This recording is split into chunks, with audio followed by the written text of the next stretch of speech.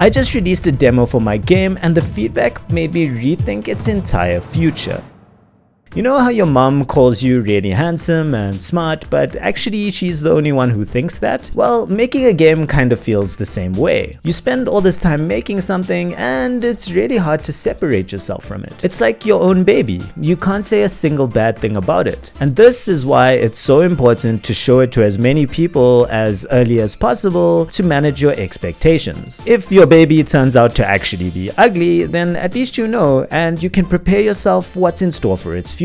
So before I share all the feedback and what's in store for the future of the game, let's take a look at how we got here. I've spent the last 6 months writing a zombie survival game inspired by COD Zombies. I spent most of December working through some bugs and adding generally boring stuff that doesn't make for very good videos, like adding menus, graphics settings, controller bindings, and fixing boring bugs. Towards the end of December, I wasn't really feeling that confident about my game. The doubts really started to set in, and I think this is where that saying, the last 20% of the work takes 80% of the time, comes from. The bugs got harder to fix, the things I needed to add seemed crazy boring, issues just kept creeping up, and everybody else was on holiday whilst I was grinding away at finishing the demo for this game. This made it really hard to focus, but at the end of the day, it is the life I chose. So I pushed through, and by the beginning of January, I was in full playtest mode. And despite picking up some issues, I decided to publish the game to Steam anyway. But before I could actually release it, Steam needed to do a whole bunch of testing and approve the builds. This took a few days, but on the 10th of January, I got the go-ahead and decided to publish my game to Steam. I was terrified, but after downloading the game from my own Steam client, I felt a bit better. I posted on my Discord server and I posted some tweets telling people that the game had released, and the feedback slowly started to roll in. Initially, there were a bunch of bug reports, mostly about players finding fun ways to escape the map, which had me thinking it was time to post a quick patch and fix some of the bugs, as well as add a little disclaimer letting people know that the game is being developed by little old me and they might find some issues along the way. People also generally struggle to figure out how to get to Nellie's task. Nellie is an NPC in the game, by the way, and if you'd like an NPC in the game named after you and to support the development of the game, check out my channel memberships, which I recently launched. Also, a huge shout out to my Discord members, Dynamo, Chio, It's Luke, LR Kaka, and Everblade Glades for their incredible playtest skills and for letting me know about all the issues they picked up.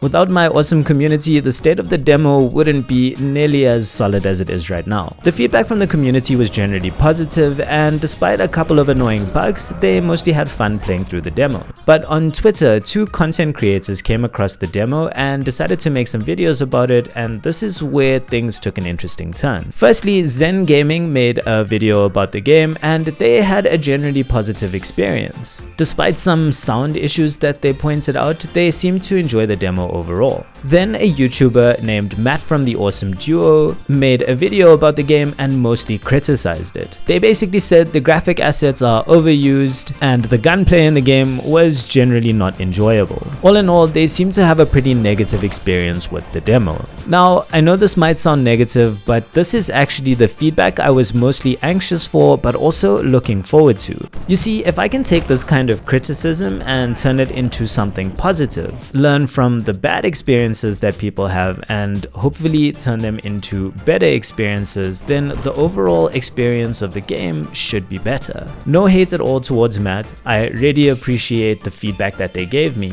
and I'd like to make a special shout out to him and Zen for actually taking the time out to play the game and make some content. What they're doing to spread the word of indie games is enormous, and I really do appreciate them. Please check out their channels, the links will be in the description. That being said, this whole experience has taught me how much effort it takes to get games to a stable place. It took loads of work and effort to get this demo, which is only 10 to 15 minutes of gameplay, to a stable place. So the plans I have for the game would need to be adjusted if I want to complete it within a reasonable amount of time. On top of this, the the low wishlist count has me wondering if I really want to spend the next few months working on this game at all, or if I would rather spend some time working on smaller projects, both game dev related and not, so that I can try to increase my income and keep working on my own projects in the long run.